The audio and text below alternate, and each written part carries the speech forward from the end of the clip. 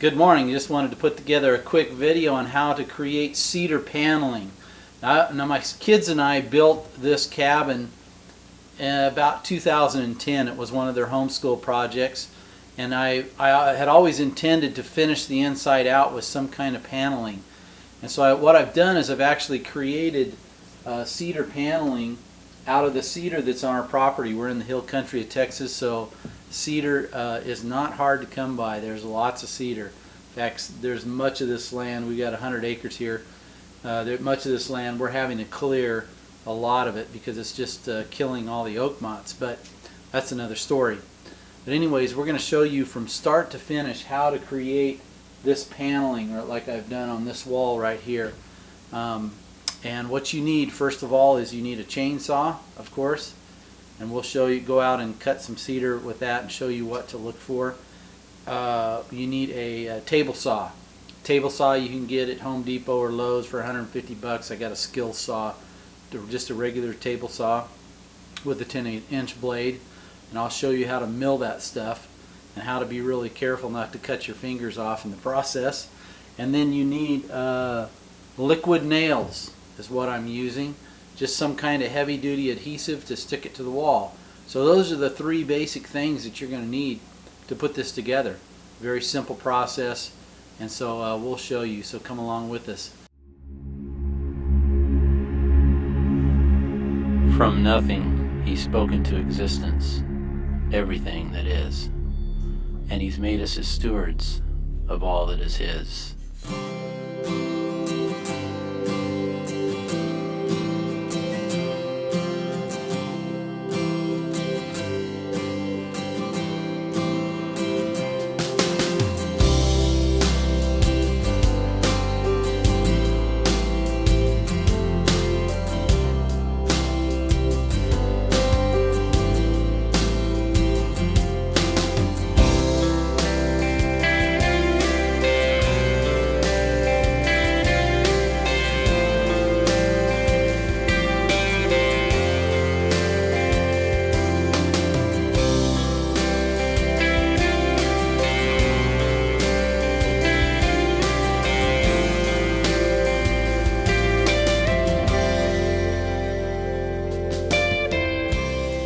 Alright guys, here's an example of a worthless cedar tree, but I'm going to show you how to turn this into some very beautiful cedar paneling. So here we go.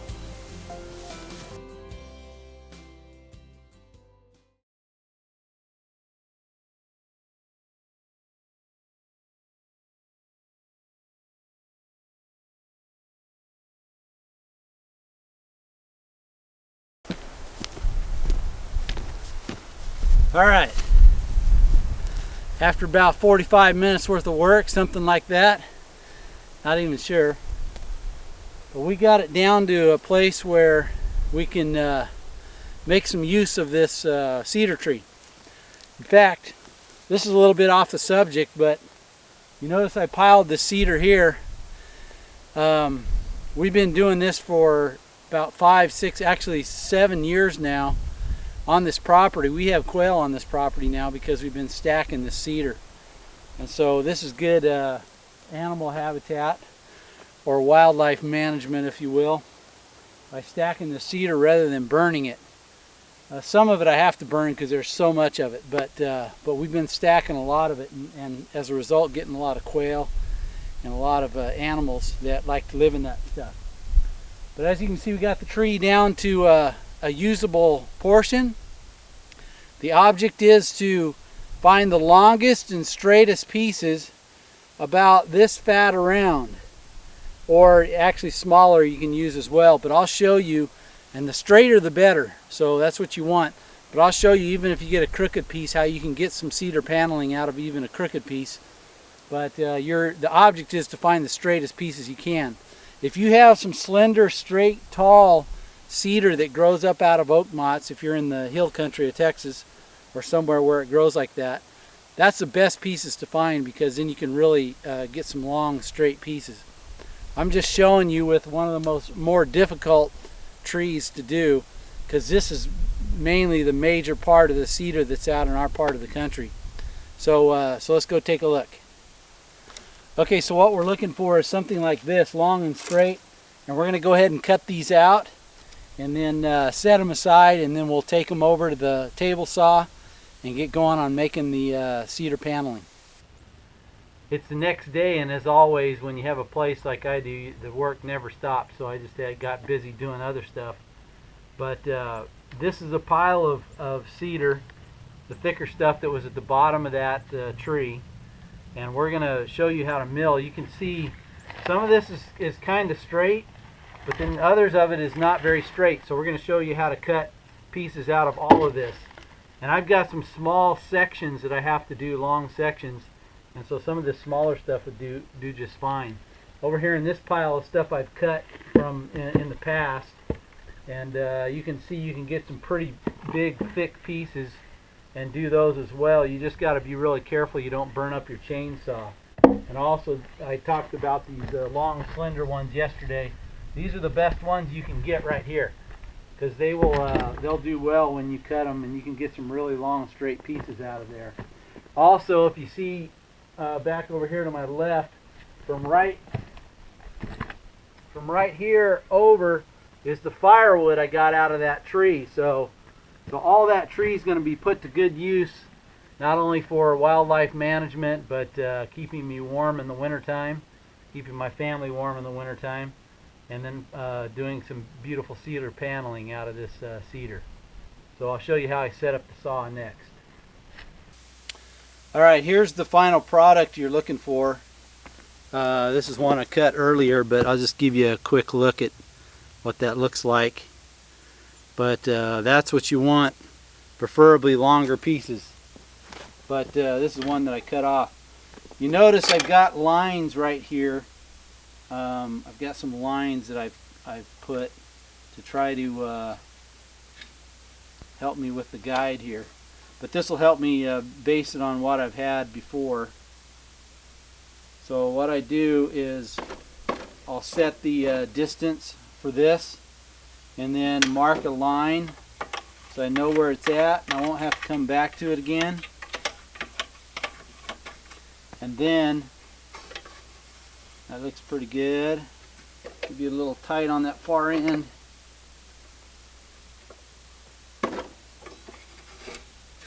But that'll give me a good picture of what I'm looking for. And then I also have to set it up this way for cutting the pieces this way. So we're looking at about 1/8 of an inch or so. Actually 3/16, almost 1/4. So then I'll mark that spot for the 1/4 inch. I'm setting a piece in there.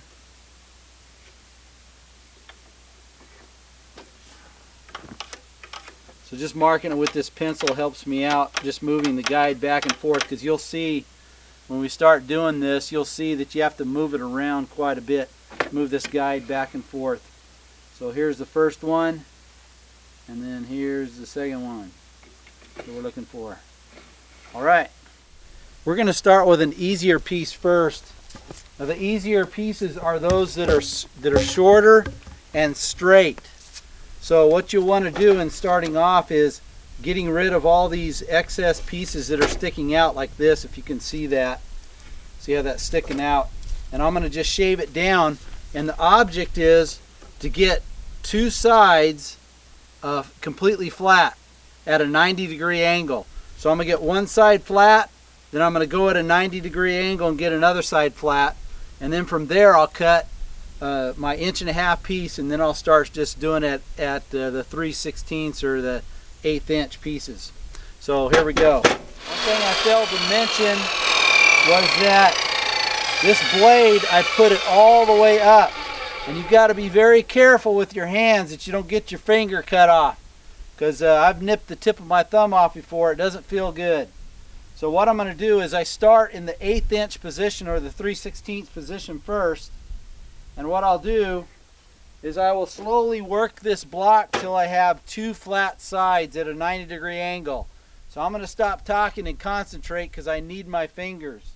I like to play guitar. So.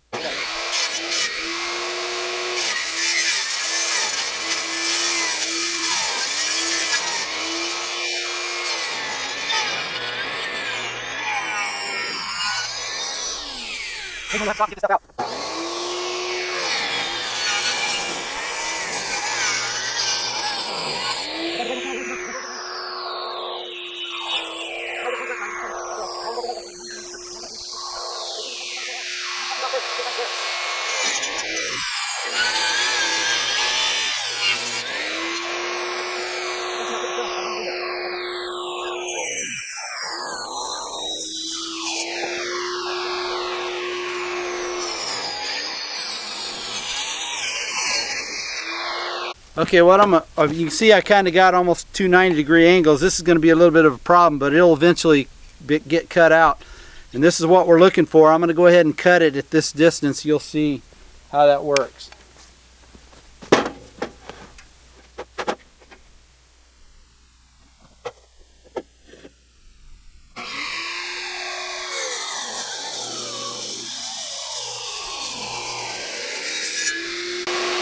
Now we got our side that we're going to start cutting from just across here. You'll see how we can make a bunch of little pieces out of this cut right here.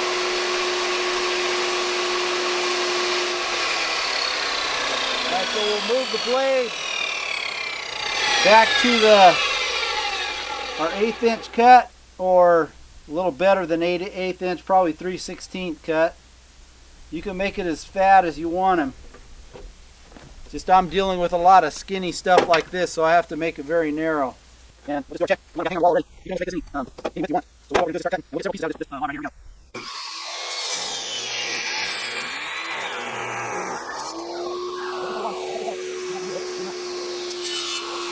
Okay, so here's our first panel piece. I've obviously got the measurements wrong here, but this will give you the idea anyways. You can make it any width and length you want, but I'm going to go ahead and cut the rest of all these. I won't bore you with it, but I can get several pieces out of this chunk right here. And then next we'll show you how to cut it out of a crooked piece. Okay, now here we got a really crooked piece. As you can see, that's pretty crooked. So actually, to get something out of this is not going to work. It's too crooked. So what we're going to do is chop it in half, but it'll still give us some pretty crooked pieces, and I'll show you how to get it out of that. Okay? So let's first take it over here and chop it in half. Now we got a piece that's still pretty crooked, but we can make some paneling out of this. What you have to do is set it on this angle here, this angle right here, and chop these ends off, so you can get one side straight, and then you'll get a few pieces out of it. Okay, so here we go. Let's give it a whirl. Again, starting off, setting it at the 3/16 mark, because I don't want to shave too much off at a time, just a little bit at a time.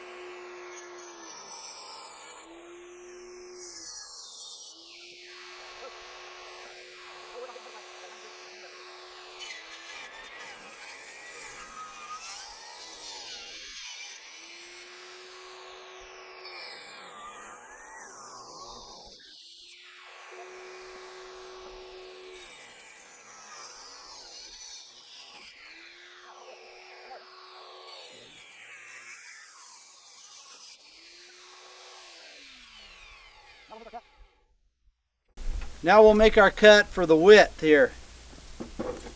So we got it at about a 90-degree angle. You can see how crooked that was before, and we'll get a few pieces out of this. Not as many as a straight one, but it'll work.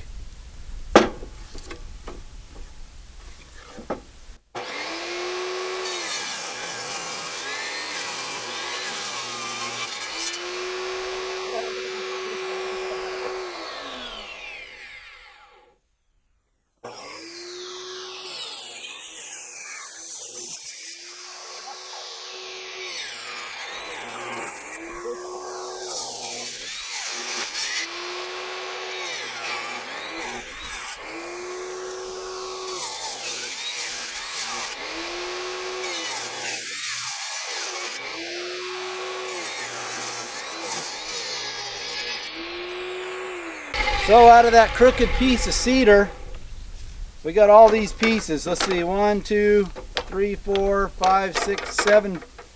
7 looks like about 2.5 foot long. So that's how you cut a crooked one. So let's go inside and hang this stuff on the wall and see what it looks like. All right, here's our pile from what we had out there. About 3/4 of this is from that tree that I cut down, and the rest is from some of the other stuff I got. But you can see about how much you're going to get out of it. It's pretty labor intensive, but it's pretty rewarding knowing that what you put on the wall is something you milled yourself.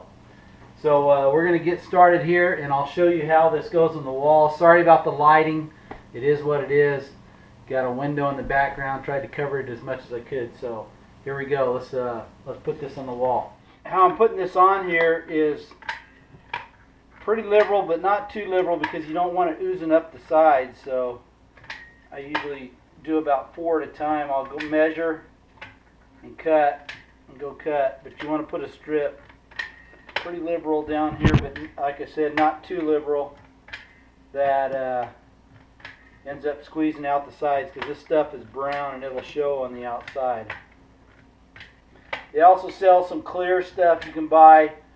I think this stuff I'm using is about $2.50 a tube, and then the clear stuff is about $1 more. So, but I'm just using this stuff. This is good enough. I'm just going to show you how I'm applying these first 4, and then I'll show you the rest of it. But basically, I'm going to cut this, and then I'll pull this out and fix it, and then I'll show you the final product, at least this corner. All right. This stuff will have a tendency to sag as well, especially when you get long ones. It'll sag. So after about 5 minutes of curing, you want to push up on it so it pushes up good. The thing I like about the plywood backing is that when there's gaps and stuff, you can kind of see some gaps in here, but you still see the wood, so it really doesn't matter. If you use sheetrock, you might want to paint it the same color of these pieces of wood, and it'd probably help out quite a bit. But you can see how this comes through the bottom. You're going to want to, I got a little bit too much on there because that'll show through. So you can see how it's kind of sagging. But as I get more in here and this starts to set up, we'll just push up on it and it'll work fine. So we'll be back and show you once I get down further. Well guys, my caulking gun just broke. So now I got to drive 20 miles to town to go get a caulking gun. But anyways, this gives you an idea of what it's like. Now this piece is bowed a little bit out. There's probably a stud that's crooked in here, where this board got crooked somehow. But what I'm going to do is I'll screw this board in. I'm going to end with this because I think you guys have got enough there.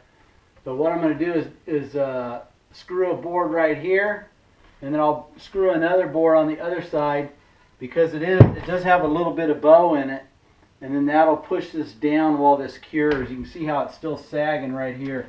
Just got to keep pushing up. But once I put this board there, it won't go anywhere, and it'll stay still. Normally you don't have to screw a board on if it's completely flat. You just lay it on there. Just keep pushing up. After about 5, 6 minutes, 7 minutes, when it starts curing, it will stop sagging. So, and you can always go back and check it and push it up some more if you need to. So I think we'll end with that. It's pretty labor intensive, but pretty rewarding and actually pretty cheap when you do it yourself that way. So thank you for watching. This is actually Indian Creek Bow Hunting Journal. If you want to watch my bow hunting videos, you can look back on the episodes from before. I thought I'd just throw this one in here for those do-it-yourselfers out there.